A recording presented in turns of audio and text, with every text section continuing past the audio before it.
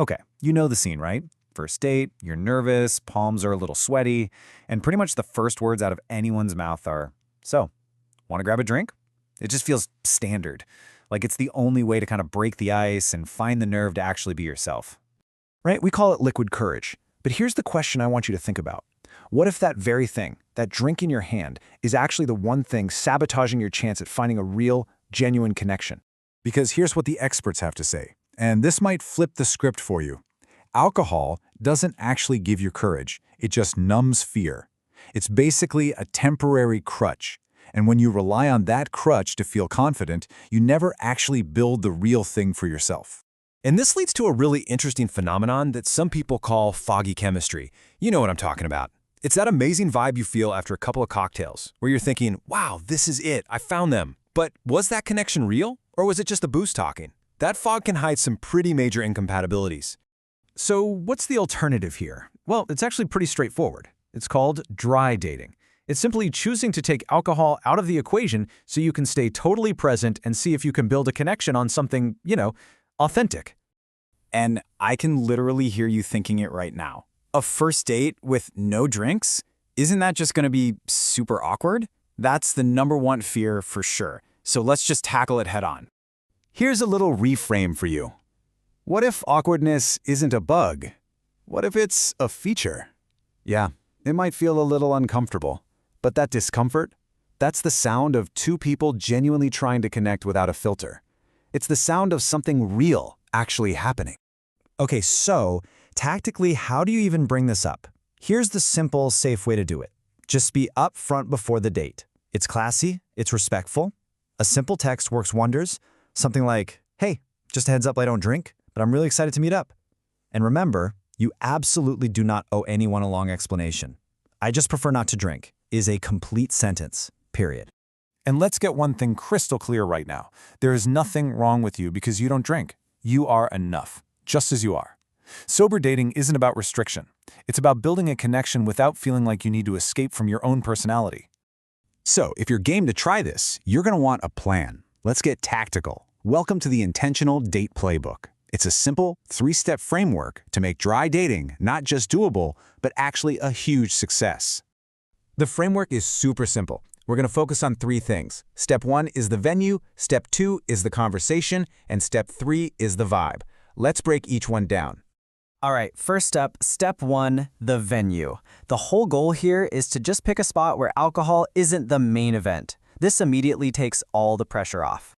So instead of a bar, think about an activity. Maybe a coffee shop crawl, check out a museum, walk in a park, hit up a board game cafe. Anything like mini golf or bowling works great. These are all low-pressure spots that give you something to do, which, believe me, makes the conversation flow way more naturally. Now, for step 2. The conversation. Look, without booze to lean on, the quality of your questions is absolutely crucial.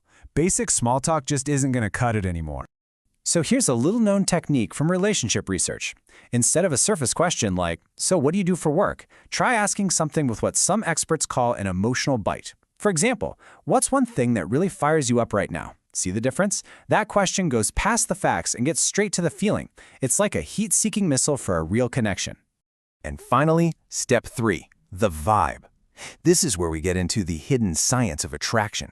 Because what if I told you there's a simple, nonverbal trick that is scientifically proven to make you more attractive to your date?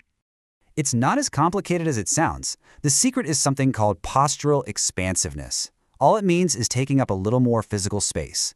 Uncross your arms, adopt a more open posture. Non-verbally, this screams confidence and makes you seem way more open and approachable. And get this, the science totally backs it up. A study on speed daters found that for every bit more expansive a person's posture was, they nearly doubled their chances of getting a yes from their partner. That's a 2x advantage just from how you hold your body. That's a serious strategic edge. Okay, so you've run the playbook, you've picked the venue, you've asked good questions, you've got the vibe right. What's the real long-term payoff here?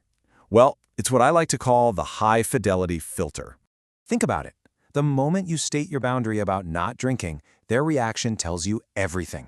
If they're cool with it, respectful, maybe even curious, that's a massive green flag. But if they push back, make it weird, or question you, you've just learned everything you need to know about their respect for boundaries.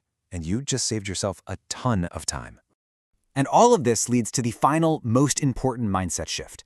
Dating without the cocktail crutch isn't a limitation. It's a superpower. It gives you incredible clarity and control in the absolute chaos of modern dating.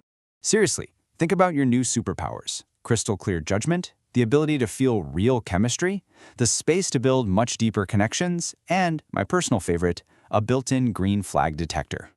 So you've totally mastered the dry date. Your confidence is up, your judgment is sharp, but then a new problem.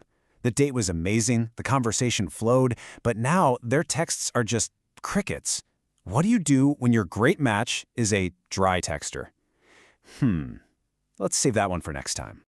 Hey, if you know someone who is just burnt out and tired of the whole dating scene, do them a favor and share this with them.